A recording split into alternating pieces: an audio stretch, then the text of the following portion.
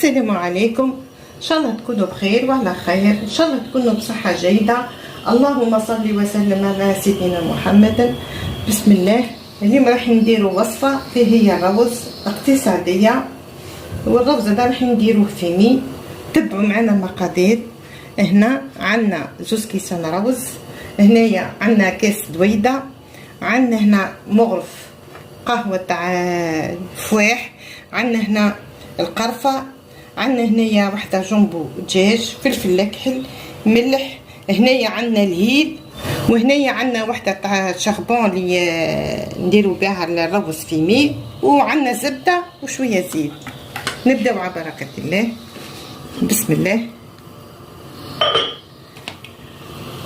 هنايا عندنا شويه تاع زيت، نزيدو لهم شويه زبده، نرميو في الدويده، نخليوها تتحمص. دوك نزيدو نرميو الرز يحمر شويه مع الدويده هاديه.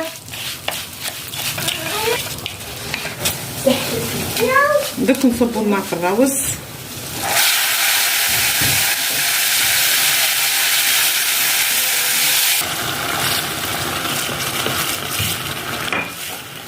دوك الماء نصبو حتى يتغطى الروز تاعنا قدر صبع. نحطو دوك الفواحات،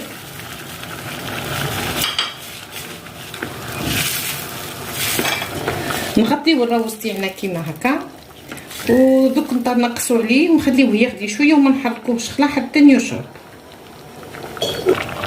دوك نغطيوه ونخليوه ما نزيدوش نحركوه حتى يشرب خلا. هاو الروز تاعنا شرب.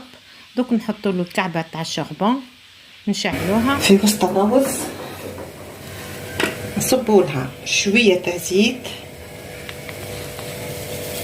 ونغموا البرمه تاعنا هكا، ونخليوها حتى تطفى ديك الشربون.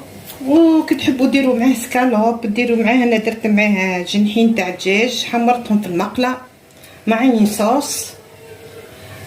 تلاقاو من بعد. هاو الروز تاعنا حضر. انا درت معاه جنحين تاع دجاج حمرتهم في المقله مع عين صوص. وانتم واش تحبوا ديروا معاه ميم تنجموا تاكلوه وحده تانا بنين. صدقوني ما تندموش عليه، جربوه ان شاء الله ينال اعجابكم. شهيه طيبه.